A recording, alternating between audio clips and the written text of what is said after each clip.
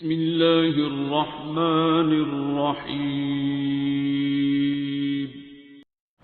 یہ مستحبات ہیں، جب تک ان پہ عمل نہیں کریں گے ان کے اثرات ہوتے ہیں آپ کے روح پر۔ کل امام خمینی کی مثال دی تھی کہ جب وہ مصلی پر بیٹھتے تھے کتنا خود کو سج دھج کر مصلی پہ، کیوں؟ کس کے حضور میں جا رہا ہوں؟ اللہ کے حضور میں جا رہا ہوں۔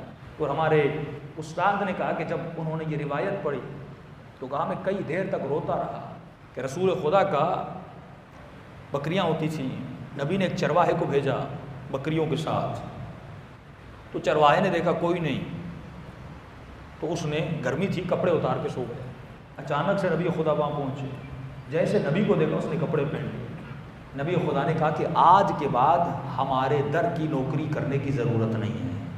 کہا کیوں یا رسول اللہ؟ کہا ہمارا گھر وہ ہے اور ہمارے ماننے والے وہ ہیں جو تنہائی میں بھی با ادب ہوتے ہیں، بے ادب نہیں ہوتے۔ تم نے یہ سمجھا تجھے کوئی نہیں دیکھ رہا، کیا تمہیں خدا نہیں دیکھ رہا؟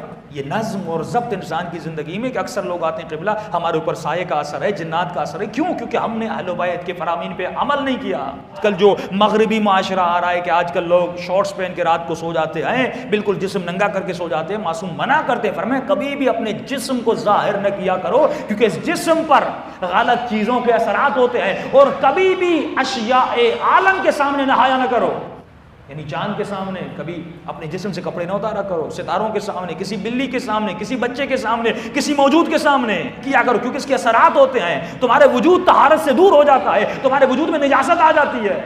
لیکن آج مومن ان چیزوں کا خیال نہیں کرتا۔ میں کئی جگہ پورے پاکستان میں جاتا ہوں مجالس پڑھنے، اکثر جگہ پہ یہ ایشو ہوتا ہے، اکثر جگہ پہ میرے ساتھ یہ مسئلہ ہوتا ہے کہ گھر لے گئے مولانا، سوچے بڑے بڑے امیر، بڑے بڑے پیسے والے لوگ، گھر تو بنا لیا لیکن شعور نہیں ہے، معرفت نہیں ہے۔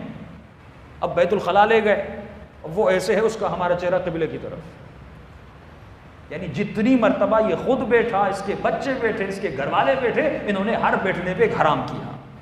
لوگوں کو یہی نہیں پتا کہ ہم جب باتھ روم میں جاتے ہیں بیت الخلاء کی جو سیٹنگ ہے وہ ایسی ہونی چاہیے، نہ پیٹھ قبلے کی طرف ہو نہ چہرہ قبلے کی طرف ہو، لیکن زندگی گزر گئی ہے 7 مجلس اس لیے سن لی، لیکن اس آج تک یہ نہیں پتا کہ میں فعل حرام کر رہا ہوں۔ ماؤں کو یہ نہیں پتا کہ بچوں کو جب واش روم میں لے جانا ہے، بٹھاتے وقت بچوں کو سکھانا ہے کہ بیٹا ایسی صورت میں نہ بیٹھا کرو کہ تمہارا چہرہ قبلے کی طرف ہو، یعنی یہ فعل حرام کر رہا ہے۔ شادی کرنے کے بعد نوجوان کو نہیں پتا مجھے اپنے بیٹ کی سیٹنگ ایسے رکھنی ہے کہ میرا چہرہ نہ قبلے کی طرف ہو نہ پیٹھ قبلے کی طرف ہو، یعنی جس نوجوان کا نطفہ اس حالت میں ٹھہرے کہ وہ حالت حرام میں ہو، یہ بچہ کیسا پیدا ہوگا؟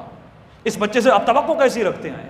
یعنی جب تک ہم جسمانی طہارت کا خیال نہ کریں یہ مکمل طور پہ اثر انداز ہوتی ہے ہمارے بچوں پر، ہماری زندگی پر، ہمارے حالات پر۔ پھر کہتے ہیں مولانا زندگی میں برکت نہیں ہے۔ بھائی تم ان چیزوں کا خیال نہیں کرو گے تو برکت کیسے ہوگی؟ بچپنے سے اپنے بچوں کو سکھانا ہے، خود کو سیکھنا ہے، اپنے گھر کو نورانی بنانا ہے، یہ تو ابتدائی مرحلہ ہے، مرحلہ جسم کہ جسم کو پاک کرنا ہے۔ پر ہمارا شیعہ ہمیشہ وضو کی حالت میں رہتا ہے، ہمیشہ صفائی میں رہتا ہے، ٹائم پہ ناخن کاٹتا ہے، ٹائم پہ بدن کی صفائی کرتا ہے، اور جب مصلی پہ جاتا ہے تو ایسے جائے جیسے کسی سے ملنے جا رہا ہے، سج دھج کر مصلی پہ کھڑا ہو جائے، کیوں کائنات کا سب سے بڑے رب کی ملاقات کے لیے جا رہا ہے، اور اس نے دعوت دے کے بلایا ہے۔